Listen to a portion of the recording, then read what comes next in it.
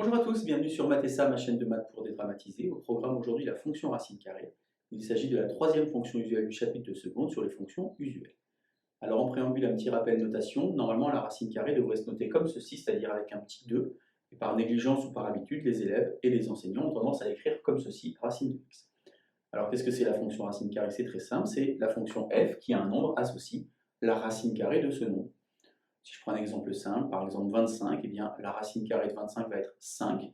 Et donc j'aurai 25 qui est l'antécédent et 5 qui est l'image.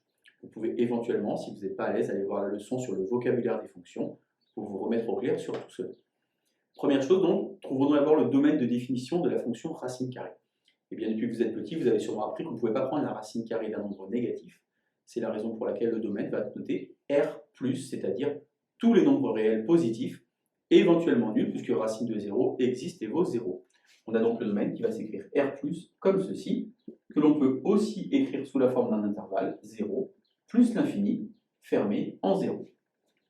Alors pour les autres fonctions usuelles, on a regardé la notion de parité, et j'ai insisté à ce moment-là sur la nécessité d'avoir un domaine symétrique par rapport à l'origine.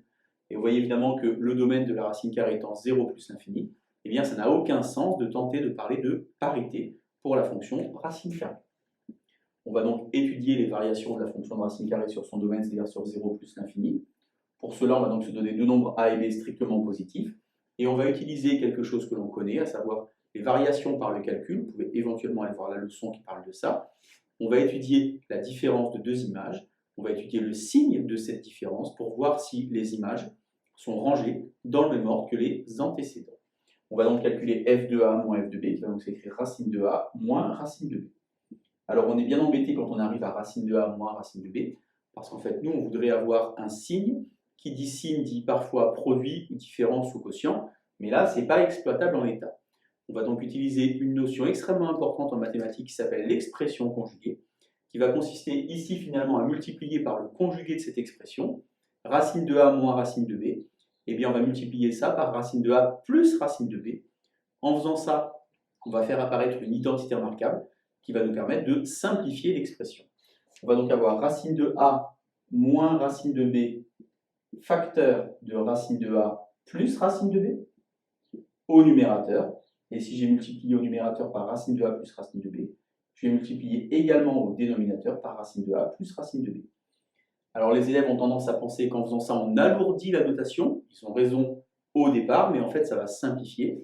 Parce qu'ici, je vais avoir ça fois ça, racine de a fois racine de a, ça fait donc a.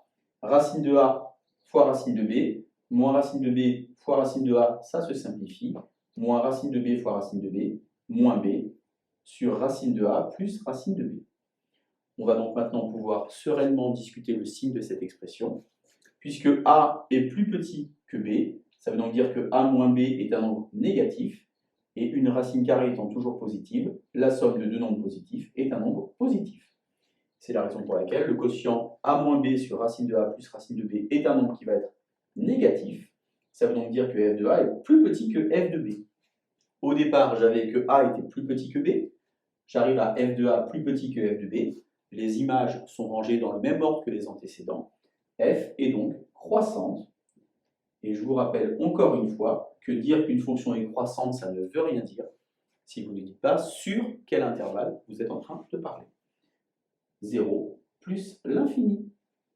Je vais donc maintenant construire le tableau de variation. Pour construire un tableau de variation, d'abord on met toujours le domaine de définition, donc 0 plus l'infini.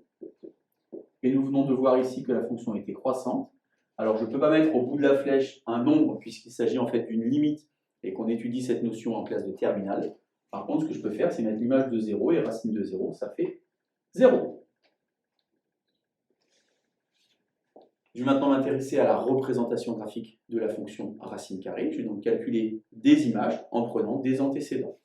Donc racine de 0, 0, on vient de le voir. Racine de 1, 1. Alors racine de 2, 1,414, c'est pas terriblement exploité. On va plutôt prendre des entiers de la table des carrés pour pouvoir placer des points à valeur, des coordonnées entières. Donc racine de 4, ici, ça va faire 2. Et donc je vois apparaître ici la représentation graphique de la fonction racine carrée, comme ceci. je peux évidemment tracer la représentation graphique de la fonction racine carrée à l'aide de la calculatrice.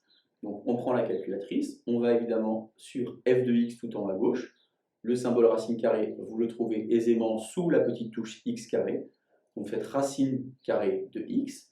Vous pourriez aussi le trouver sur le pavé qui regroupe toutes les valeurs en faisant seconde fraction. Racine de x donc, alors on va faire un zoom 6 et vous allez voir que ça ne sert à rien parce que si je fais un zoom 6, en fait je vais faire un zoom standard en mettant la croix au milieu de l'écran. Et vous vous rendez compte évidemment qu'il y a les 3/4 de votre écran qui est inutilisé. Il y a un raccourci qui existe sur la calculatrice, c'est le zoom A, c'est-à-dire en fait le zoom pour obtenir le premier quadrant, la partie en haut à droite de votre repère. Donc zoom alpha A, et donc vous voyez apparaître la représentation graphique de la fonction racine carrée. Allez, à vous de jouer! Bonne journée sur Matessa, à bientôt!